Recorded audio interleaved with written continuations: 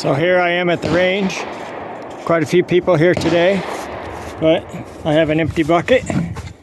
I have a knife and a pair of gloves. Let's see what I can do to get something put into this bucket. So it's not overloaded, but there's a little bit I can pick up.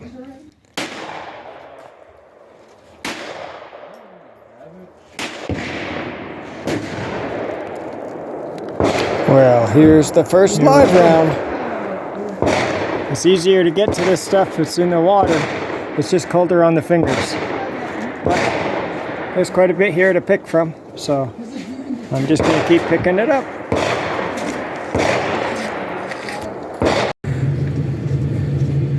So I'm going to call that the first bucket full.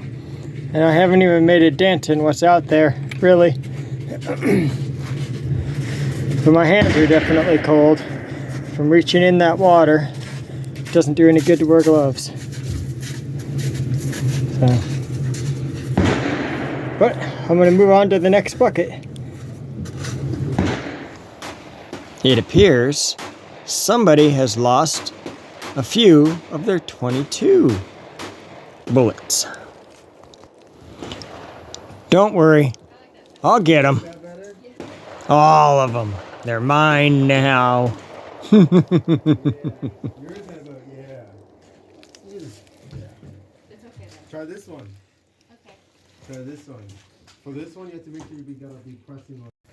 I told you I'd get them, and I got all of them. Every single one. So I'm going to call that almost bucket number 2.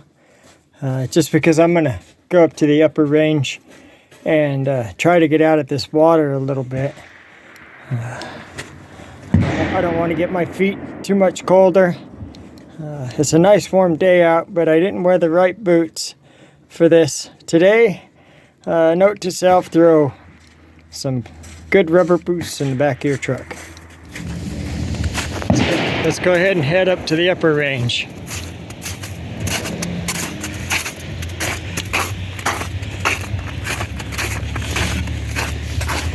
Got an empty bucket. See if we can get her filled.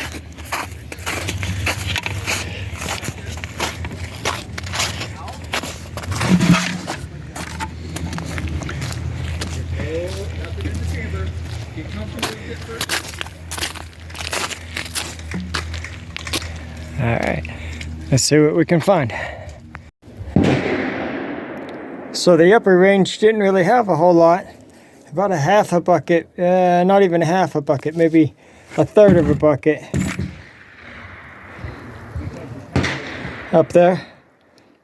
All of the benches were pretty much occupied, and so it made it a little bit, there's a little bit of brass looking around under the benches, but for the most part it was pretty clean up there. So I'm going to come back down and see if I can get just a little bit more to finish off. I'm going to dump this bucket into that bucket, and then I'm going to see if I can get just maybe about another half a bucket, or hopefully a full bucket, but I think it'll be about a half a bucket, because pretty much everything that's left down in the lower is either just been shot or it's in water, so it makes it really cold on my hands to reach into the water.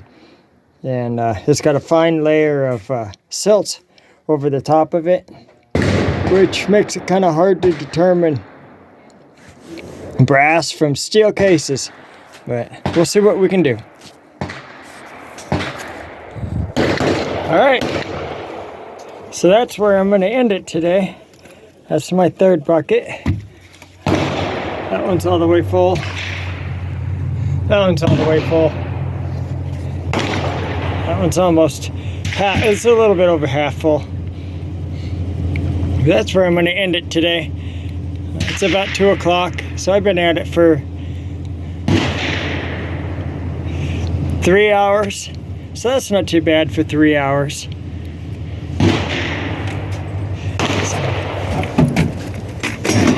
Not bad at all.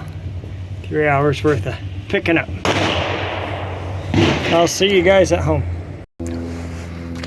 Well, obviously now I have made it home, so I can show you all of the live ammunition that I found today and give you just a basic rundown of all of the brass that I found today.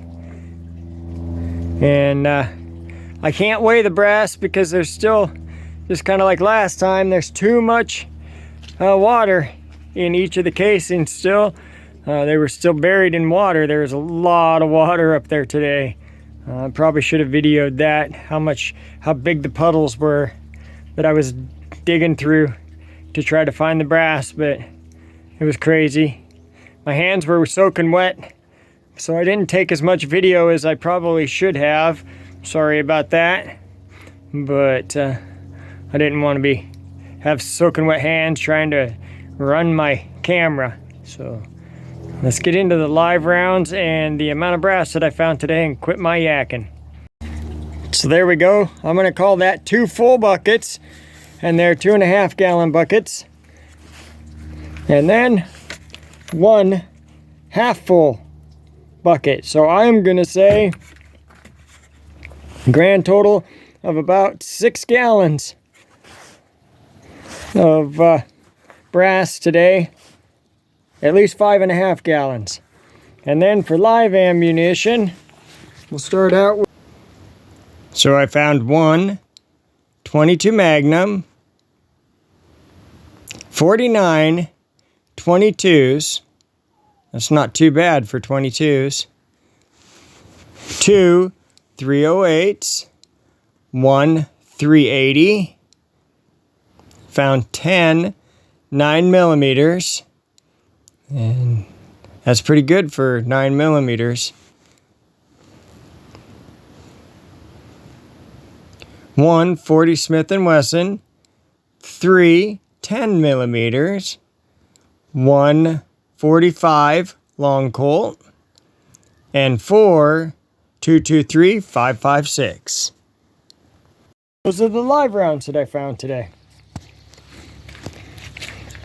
So quite a collection of live rounds today.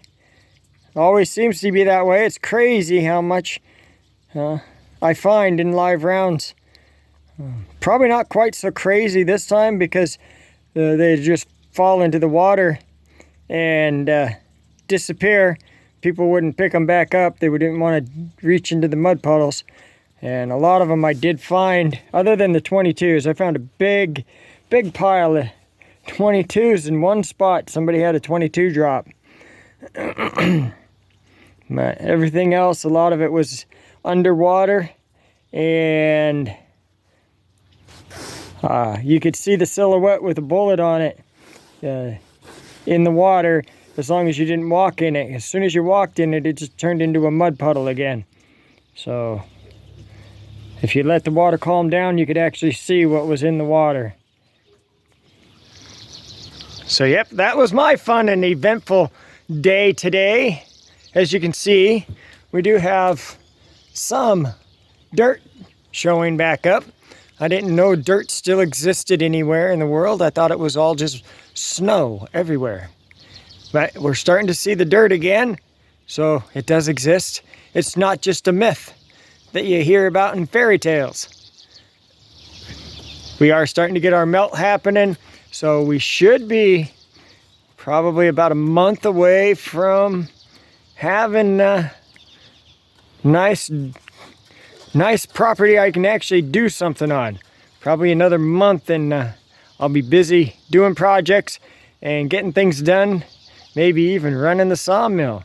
I have some nice big cottonwood logs I'm going to get hauled over here real soon, probably starting next week from what I am told.